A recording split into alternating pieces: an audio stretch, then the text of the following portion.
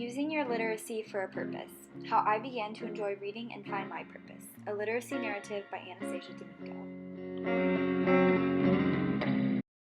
My literacy experiences of loving to read and stepping into the minds of authors, along with teaching children to read, have shaped who I am as an avid reader and writer who appreciates the value of education and how it can change your perception on life.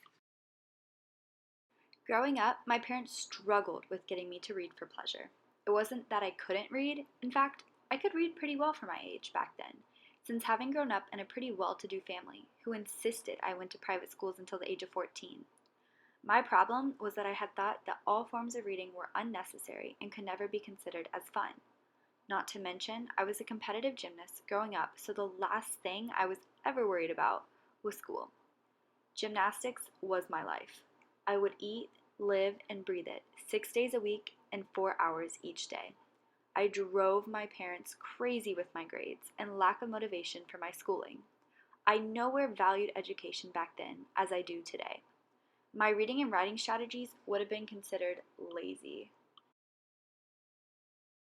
It wasn't until the beginning of high school, when I quit gymnastics and had tons of free time, that I realized reading actually wasn't that boring as I had thought before.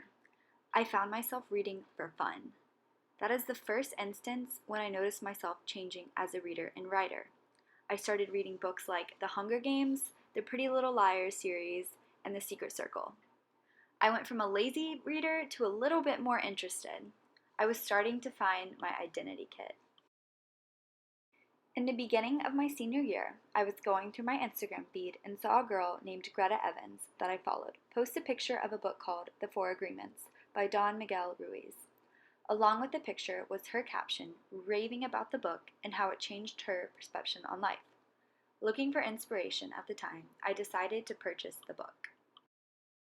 Greta Evans, I guess, is who I would consider to be my literacy sponsor in this case. Without her posting the picture of the book, my thought process on life would most likely be much different.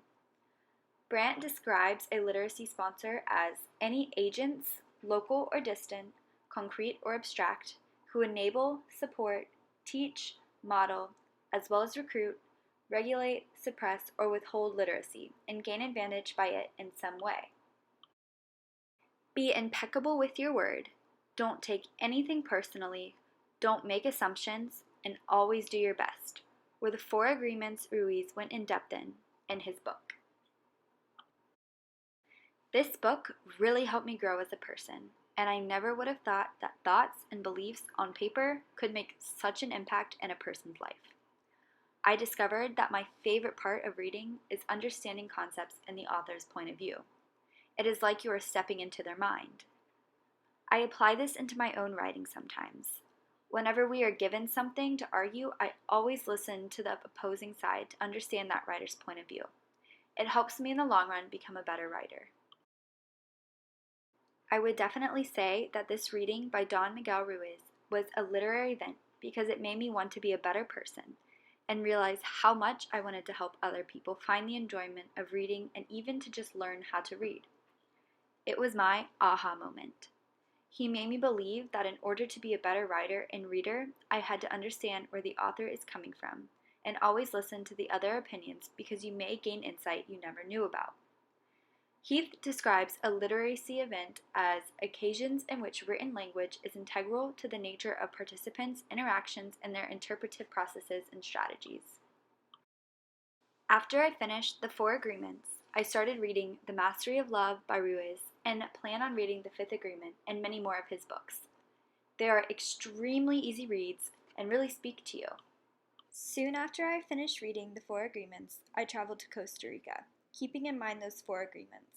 Little did I know at that time how much those 4 little agreements would change my perspective on education. Costa Rica is a place I go to about 2 to 3 times a year and have been for the past 4 years now. It is my own private Idaho. About 2 spring breaks ago, I got into a bad ATV accident and ended up in the local hospital in Manuel Antonio. It made me second guess my life and made me so much more appreciative.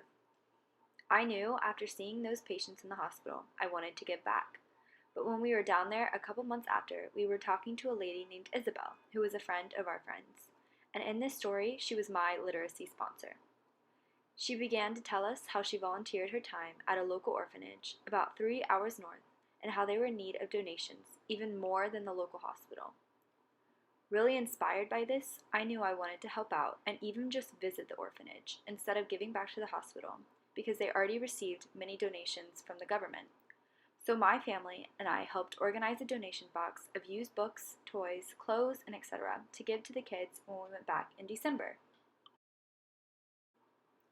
December came around, and on December 31st, 2014, we delivered all the toys, books, and etc. to the orphanage. It happened to be an all-girls orphanage right off of the Pan American Highway. We spent the day there getting to talk to the little girls as best as we could because we barely spoke much Spanish, and they barely spoke much English. We got to help them learn some English, and they helped us as well. It was fun to read to them, and seeing them following along and learning. Even though I know they would use the books when we left to look at the pictures, it was still fun to interact with their sweet souls and help them engage in reading. I feel like if Brant were watching this, she would consider myself a literacy sponsor for helping strike the girls' interest in reading and writing.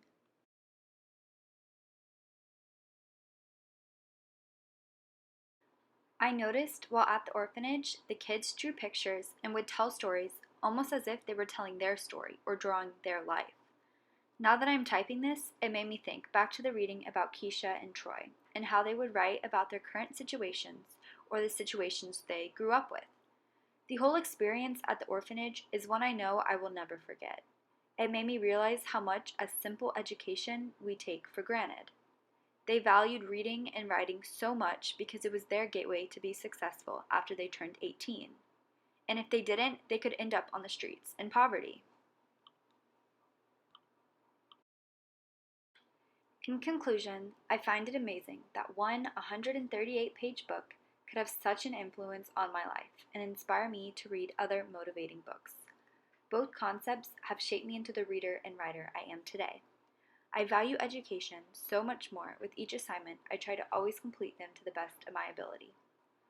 My mother would always tell me that education is the one thing that no one can take away from you. She was so right. I just wish it didn't take me so long to realize this. I can't wait to go back and visit those little girls and see how much they've grown and how far in their literacy development they have gotten. Overall, the 4 agreements helped spark my love for reading, turning me into an avid reader and changing my outlook on education with the help of visiting the children in the orphanage. As a writer, it helps me understand the value of education by making sure each assignment is completed to the best of my ability, follows all rules, and most importantly, helps show who I am as a person. Without the events of reading the 4 agreements and visiting the children in Costa Rica, I am almost positive education would not come first in my life like it does now.